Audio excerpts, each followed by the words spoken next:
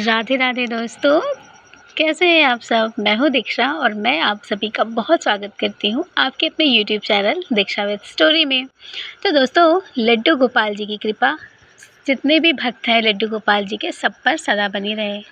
तो दोस्तों, चलिए आज मैं आपको लड्डू गोपाल जी की एक ऐसी लीला कथा सुनाने वाली हूँ, जिस लीला कथा को सुन कर के ना आपको बहुत ही ज़्यादा दुःख होगा। दुःख इसलिए होगा दोस्तों कि आपको लगेगा कि हमारे लड्डू गोपाल जी के बारे में कोई ऐसा कैसे सोच सकता है। तो चलिए दोस्तों, आज की घटना शुरू करते हैं। दोस्तों, लड्डू गोपाल जी के बारे में हम लोग उनकी बहुत सारी आज तक लीलाएँ सुने हैं, चमत्कार सुने हैं। वो कैसे सबकी मनोकामनाओं को पूरी करते हैं, हमने ये आज तक में कहानियों में बहुत सारी स्टोरीज़ में सुनी है, बहुत सारे लोगों से सुनी होंगी, बहुत सारे चैनल्स में सुनी होंगी। लेकिन आज की दोस्तों कहानी जो है ना, वो बिल्कुल अलग है। वो लड्डू गोपाल जी की कहानी है ये, लेकिन ये बिल्कुल अलग तरीके की कहानी है कि कैसे एक भक्त लड्डू गोपाल जी से सदा सदा के लिए नाराज़ हो गया। तो चलिए दोस्तों, आज की लीला कथा शुरू करते हैं। दोस्तों, ये कहानी है महिमा दास जी की। महिमा दास जी ने ये लीला कथा भेजी है बंगाल से। बंगाल के दुर्गाबाड़ी से उन्होंने ये कथा भेजी है। उन्होंने बताया कि कैसे हमारे यहाँ चीज़ें बदली, कैसे क्या हुआ, आइए जानते हैं। दोस्तों, महिमा दास कहती हैं कि दीदी, ये हमारी कहानी नहीं है, ये हमारी लीला कथा नहीं है, ये लीला कथा है मेरी बहन की। वो कहती हैं कि मैं बड़ी बहन हूँ और मेरी बहन छोटी बहन है। वो कहती हैं कि वो वहीं पर रहती है हमारे साथ ही। हम दोनों बहनों की शादी एक ही घर में हुई है। हम दोनों सगी बहनें हैं और हमारी दोनों की शादी एक ही घर में हुई है। तो मेरी जो छोटी बहन है, वो मेरे देवर के साथ उसकी शादी हुई है और वो कहती हैं कि मैं बड़ी हूँ सबसे। तो वो लोग अलग हो चुकी हैं। वो कहते हैं कि हम लोग अलग रहते हैं, वो कहीं और रहती है, हम कहीं और रहते हैं। तो महिमा जी ने बताया कि हम लोग लड्डू गोपाल जी की सेवा करते हैं। वो कहती कि हमारे ससुराल में होती थी, और लेकिन जब हम मतलब मेरी शादी हुई, जब मैं आई यहाँ पे, तो यहाँ पर लड्डू गोपाल जी की सेवा होती थी, लेकिन मैं नहीं करती थी सेवा पूजा उनकी लड्डू गोपाल जी की।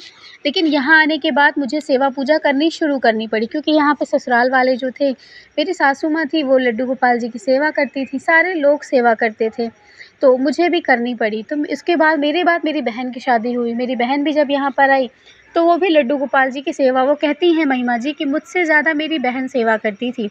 मुझसे ज़्यादा, सबसे ज़्यादा वो लड्डू गोपाल जी की सेवा तो उसने जिस तरीके से की थी ना, मैं तो ये कहूँगी, महिमा जी कहती हैं कि मैं भी उस तरह से, या तो मेरे यहाँ जो बहुत ही दिनों से, बहुत सालों से पूजा हो रही है, शायद मेरी सासू माँ भी इस तरह से सेवा नहीं कर सकती थी, जिस तरह से मेरी बहन लड्डू गोपाल जी की सेवा करती थी। बहुत सेवा करती थी। उसके बाद वो कहती हैं कि मतलब वो बहुत ज़्यादा अच्छी है मेरी बहन। मेरे जो जिससे मेरा जो कहती हैं, जो मेरे देवर हैं, वो बाहर रहते हैं और मेरी बहन वहीं पर रहती है। तो मेरी बहन की कहती हैं कि 4 बेटियाँ हैं। 4 बेटियाँ हैं और 2 बेटे हैं, और बेटा अभी छोटा है, दोनों बेटे छोटे हैं, बेटियाँ सबसे बड़ी हैं। और वो कहती है कि सारे लोग हमारा परिवार बहुत अच्छा है, और उसका भी परिवार बहुत अच्छा था। बहुत ही अच्छे से उसकी ज़िंदगी कट रही थी। वो लड्डू गोपाल जी की सेवा कर रही थी। सब कुछ बहुत अच्छा चल रहा था।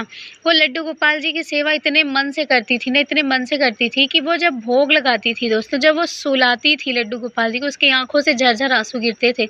हर वक़्त वो कान्हा जी के लिए ही रोती थी। हर वक़्त उनको लेकर के वो सचेत रहती थी कि कन्हैया, कुछ हो तो नहीं रहा? कन्हैया, तुम्हें कुछ हो तो नहीं रहा? तुम्हें तकलीफ़ तो नहीं हो रही है? गर्मियों के मौसम में वो कहती थी कि गर्मियों के मौसम में वो सारा दिन उनसे पूछा करती थी कि कन्हैया, गर्मी तो नहीं लग रही? यहाँ तक कि जब कभी लाइट्स वग़ैरह नहीं रहती थी घर में, चली जाया करती थी, तो वो अपने आँचल से उनको पंखा किया करती थी। वो घंटों बैठकर, जब तक लाइट नहीं आ जाती थी, वो घंटों बैठकर उनको पंखा किया करती थी।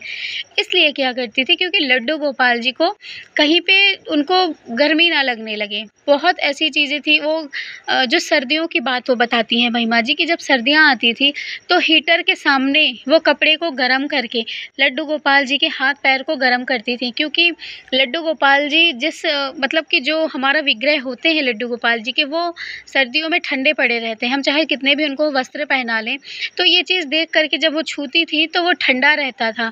तो ठंडे होने की वजह से वो लड्डू गोपाल जी को कॉटन के कपड़े को गरम करके उनको सेका करती थी, क्योंकि उनके लड्डू गोपाल जी गरम रहे। और वो बहुत रोती थी कि लड्डू गोपाल जी के हाथ पैर ठंडे क्यों पड़े हैं। इतनी सेवा वो कहती हैं महिमा जी कि मुझे नहीं पता था कि मेरी छोटी बहन जो मुझसे बहुत छोटी है, वो इस तरह की चीज़ें कभी ज़िंदगी में करेगी। जो कभी एक लोटा जल नहीं सूर्य भगवान को चढ़ाया करती थी, आज वो इतनी सेवा कर रही है उनकी। वो भी कुछ नॉन वेजिटेरियन, मतलब वो खाया कर जो भी थी, मतलब इस तरह की नहीं थी। हमारे यहाँ कभी ये सब चीज़ें नहीं खाई जाती थी। और उसने ये भी बताया, उन्होंने ये भी बताया दोस्तों कि जो उनकी मतलब बहन है, जिनकी लीला कथा उन्होंने बताई है उन्होंने, तो वो कहती हैं कि मेरी बहन कभी-कभी अपने बच्चों को चीज़ें नहीं करती थी। जैसे वो उसके बेटा जो है उसका स्कूल जाता था, तो वो स्कूल जाता था ना, तो उस पूजा पाठ के चक्कर में इतना ज़्यादा वो लीन हो जाती थी, कभी-कभी वो बच्चों को भूल जाती थी। इसीलिए हस्बैंड और उनमें थोड़ी बहुत बहस हो जाया करती थी। लेकिन वो कहती थी कि मैं दुनिया छोड़ दूँगी, लेकिन मैं लड्डू गोपाल जी की सेवा नहीं छोड़ूँगी, तो आप मुझे कुछ भी कह लीजिए। हस्बैंड भी जान गए कि वो नहीं छोड़ने वाली, तो वो कुछ भी नहीं कहते थे। सब कुछ ठीक था, सब अच्छा चल रहा था। एक बार उनके घर में दोस्तों, उनकी बेटियाँ बड़ी हो चुकी थीं। वो कहती हैं कि मेरी बेटियाँ, उनकी जो मेरी बहन की बेटियाँ हैं, वो 4 के चारों बड़ी हो गई थीं। बहुत ज़्यादा गैप नहीं था उन दोनों के मतलब जन्म में, तो इसलिए वो दोनों 4 के चारों साथ में ही बड़ी हुई थीं। तो वो लोग लड्डू गोपाल जी की भी वो लोग भी सेवा करती थीं। तो उनकी बड़ी बेटे की शादी तय हुई, बड़ी बेटी की शादी तय हुई और बड़ी बेटी की शादी फ़िक्स हो गई। फ़िक्स होने के बाद दोस्तों, और एक दिन उसकी मतलब उनकी अच्छे से शादी वग़ैरह हो जाती है। तो बड़ी बेटी की शादी हो जाती है, उसके 2 साल के बाद उन्होंने जो दूसरे नंबर वाली थी, उसकी शादी को फ़िक्स किया। शादी उनकी भी हो जाती है। बचती हैं 2 बहनें और 2 भाई। भाई बहुत छोटे थे और 2 बहनें बचती हैं। उसके बाद वो कहती हैं महिमा जी कि हम लोग बहुत खुश थे, मेरी बहन बहुत खुश थी। सारा वो श्रेय लड्डू गोपाल जी को देती थी कि सब इन्हीं की वज़ह से हो रहा है मेरे घर में जो कुछ भी हो रहा है। आज मेरी बेटियों की शादी इतने अच्छे घर में हो गई है, सब इन्हीं की वजह से हो रहा है। उसके बाद वो तीसरे बेटी की जब अपने वो शादी फ़िक्स करती हैं, तो उनके घर में ना जाने ऐसा क्या हो जाता है, कौन-सा ग्रहण लग जाता है दोस्तों, कि सारी चीज़ें उलट हो जाती हैं, उलट-पलट जाती हैं। आप ये कह लीजिए कि उनके घर में जैसे अच्छाई से बुराइयाँ होने लगती हैं, ख़राब होने लगती हैं चीज़ें। वो कहती हैं महिमा जी कि मेरी बहन बहुत ही मतलब दुखी हो गई थी इस चीज़ से। तो वो कहती हैं कि एक दिन मेरी बहन बैठी हुई थी, लड्डू गोपाल जी की सेवा कर रही थी, तो अचानक से उनका फ़ोन बजता है। तो जब फ़ोन बजता है, तो वो कहती हैं कि किसका फ़ोन है? जब वो फ़ोन उठाती हैं जा कर के, तो उन्हें एक बहुत ही बड़ी बुरी खबर मिलती है, जिस बुरी खबर को सुनकर वो बेहोश हो जाती हैं। दोस्तों, बुरी खबर ये आई थी कि उनके हस्बैंड इस दुनिया में नहीं थे, उनका बहुत ही बड़ा एक्सीडेंट हो गया था, क्योंकि वो बाइक से दुकान से घर आ रहे थे, तो उनका एक्सीडेंट हो जाता है और वो इस दुनिया में नहीं होते। वो भाग करके अपने हॉस्पिटल में जाती हैं तुरंत। जब हॉस्पिटल जाती हैं, तो उनको पता चलता है कि उनकी मतलब उनके हस्बैंड की डेथ हो चुकी है। महिमा कहती हैं, "ये मेरी बहन के लिए बहुत ही बुरा दिन था।" वो फिर बहुत ज़्यादा मतलब दुखी हो जाती हैं, बहुत रोती हैं। समझाया जाता है उनकी, मतलब कहती हैं मेरे जो हैं उनके देवर, उनका अंतिम संस्कार किया जाता है। फिर उसके बाद घर लाते हैं सब लोग उनको। बहुत मेरी बहन, वो कहती है महिमा कि मेरी बहन एकदम अकेली हो गई थी, उदास हो गई थी। उसके बाद एक कर मतलब उसके साथ ये हुआ, फिर उनका हस्बैंड मतलब उनके हस्बैंड नहीं थे। उसके बाद जो उनकी बेटियाँ थी, जिसकी तीसरे नंबर वाली की शादी फ़िक्स हुई थी ना, उसकी शादी टूट जाती है अचानक से। शादी उसकी टूट जाती हैं। फिर और एक चीज़ ये हो जाती है उनके साथ, उसके बाद जो उनका दूसरे मतलब जो उनके 2 बेटे थे, एक जो बड़ा बेटा था, एक दोनों बेटे छत पे खेल रहे थे, या आप ये कह लीजिए कि दोनों एक-दूसरे से बहस कर रहे थे, लड़ाइयाँ कर रहे थे, बच्चे तो थे ही वो और लड़ाइयाँ कर रहे थे, तो किसी तरह से वो छत से नीचे गिर जाते हैं।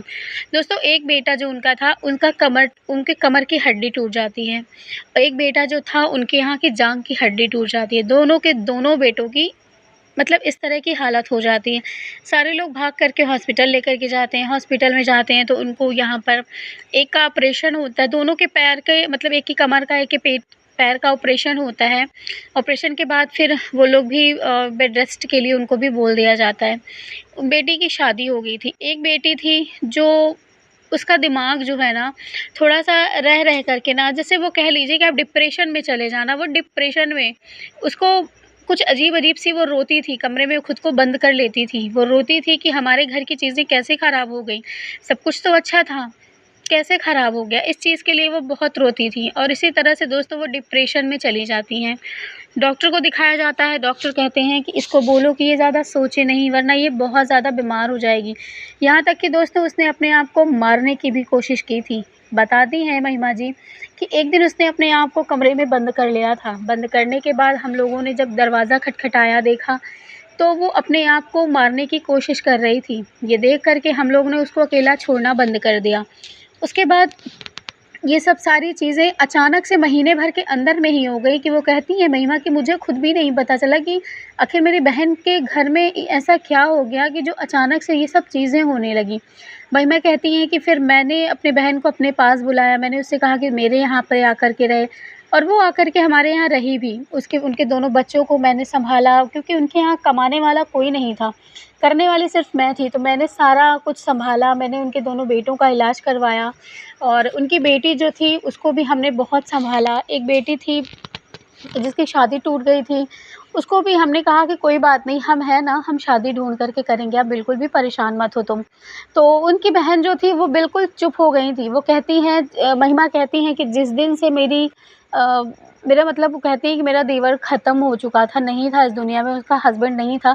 उसी दिन उसने हॉस्पिटल में उसको जब से देखा ना तब से वो चुप है, उसने एक शब्द भी आप ये कह लीजिए कि खुश होकर नहीं बोला, वो उतना बोलती थी ज़रूरत से भी ज़्यादा नहीं, कहते हैं ना कि ज़रूरत से कम बोलना, बिल्कुल भी कम बोलती थी। वो बस सर हिला के हाँ या ना में जवाब देती थी बस और कुछ नहीं। इतना बड़ा बेटे को हो गया, वो कहते हैं ना उसकी आँखों से आँसू सूख गए थे रोते-रोते, उसकी ये हालत हो गई थी। अब बचे लड्डू गोपाल जी, लड्डू गोपाल जी की भी सेवा वो नहीं करती थी। महिमा कहती हैं कि मैं कहती थी कि लड्डू गोपाल जी की सेवा करो, वो कहती थी कि मैं क्या करूँ इनकी सेवा? इन्होंने क्या किया मेरे साथ? इन्होंने मेरा सब कुछ बर्बाद करके रख दिया।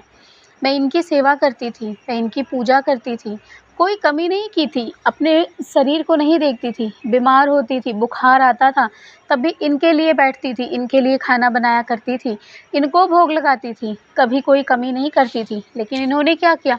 इन्होंने तो मेरा माँग का सिंदूर ही छीन लिया मुझसे, मेरे बच्चे की सारी चीज़ें, सारी खुशियाँ छीन ली। आज मेरा बच्चा वहाँ बेड पर लेटे-लेटे मेरे दोनों बच्चे तड़प रहे हैं। क्या ये चीज़ इनको दिखाई नहीं देती? मेरी बेटी की शादी टूट गई, क्या ये इनको नहीं दिखाई देता?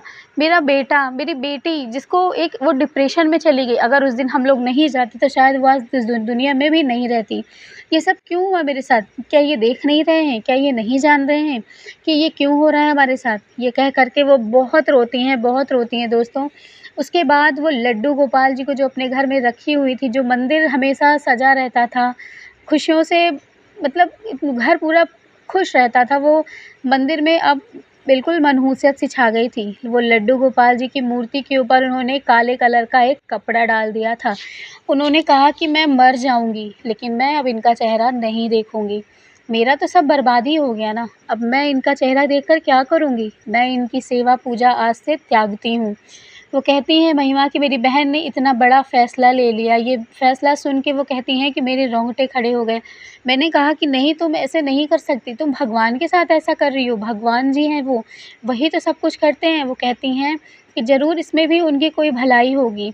उसके बाद महिमा कहती हैं मेरी बहन ने मेरी एक भी नहीं सुनी, वो इतना रो रही थी कि मैं आपको बता नहीं सकती। उसके बाद फिर मैंने उसको शांत कराया, उसने वो लड्डू गोपाल जी के ऊपर एक काले कलर का कपड़ा डाल दिया। उन्होंने कहा कि आज के बाद ये काला कपड़ा इनके ऊपर से नहीं हटेगा। आज के बाद इस मंदिर में कभी दिया नहीं लगाऊँगी मैं। वो इतना ज़्यादा गुस्सा हो गई थी लड्डू गोपाल जी से। फिर उसके बाद महिमा कहती हैं कि आज इतना वक़्त बीत गया, मेरी बहन ने आज तक ना लड्डू गोपाल जी की शक्ल देखी और ना उन्होंने मंदिर में दिया लगाया। उसके बाद जो उनकी बेटी थी वो कहती हैं कि हमने कैसे भी करके उनकी बेटी की शादी कर दी। जो छोटी वाली थी वो भी पढ़ाई ही कर रही थी, उसने शादी नहीं करी, जो डिप्रेशन में चली गई थी, उसका दिमागी संतुलन भी थोड़ा-सा ठीक नहीं था, इसलिए नहीं था क्योंकि उसकी तबीयत भी ठीक नहीं रहती थी। दोनों बच्चे जो कमर से थे, उसकी जो रीढ़ की हड्डियाँ वग़ैरह टूट चुकी थी, ठीक नहीं हो रही थी, तो वो भी थोड़ा-सा अच्छे से ठीक नहीं चल पाता था। जो छोटा वाला था वो बैसाखी लेकर के चलने लगा था। अचानक से मेरी बहन की ज़िंदगी पे जैसे किसी ने ग्रहण लगा दिया हो। महिमा कहती हैं कि मैंने बहुत कुछ दिखाया भी, कुछ ऊपरी भी चीज़ें दिखाई कि आखिर अचानक से क्या हो गया घर में, लेकिन कुछ भी नहीं पता चला। कुछ भी नहीं पता चला कि ऐसी चीज़ें क्यों हुई घर में, क्या अचानक से हो गया था। उसके बाद महिमा कहती हैं कि मेरी बहन बिल्कुल टूट-सी गई है, वो ना लड्डू गोपाल जी की सेवा करती है, ना उनकी तरफ देखती है, ना उस मंदिर में दिया लगाती है। आप ये कह लीजिए कि वो उस कमरे में महीनों तक नहीं जाती, और जब जाती है ना, तो वो बस उसकी आँखों में आँसू ही भरे रहते हैं। वो कहती हैं कि मैंने कौन से ऐसे कर्म गलत किए थे, मैंने तो कभी किसी का बुरा ही नहीं चाहा, मैंने कभी किसी का बुरा नहीं किया, मैं किसी का बुरा करने की तो कभी सोची ही नहीं हूँ, मैं सबका अच्छा सोचती हूँ, तो मेरे साथ ऐसा क्यों हुआ? उसके बाद महिमा कहती हैं कि मेरी बहन आज भी किसी से भी मिलती थी तो वो पूछा करती थी कि मेरे साथ ऐसा क्यों हुआ, क्यों हुआ? इतनी ज़्यादा वो दुखी थी, परेशान थी कि मैं आपको बता नहीं सकती। लेकिन एक दिन पता नहीं क्या हुआ, कुछ समझ में नहीं आया, हम लोग मतलब वो अलग रहती थी, तो हमारे यहाँ हम लोग जब उसके घर में गए, उसकी बेटी का फ़ोन आया मेरे पास कि मासी आप जो है तुरंत यहाँ पर आइए। जब हम लोग गए दोस्तों, तो वो कहती हैं कि मतलब वो कहती हैं हम पूजा घर में थे, पूजा घर में जब मैं गई देखी तो मेरी बहन वहाँ पर अब इस दुनिया में नहीं थी, वो छोड़ कर के जा चुकी थी हम सबको।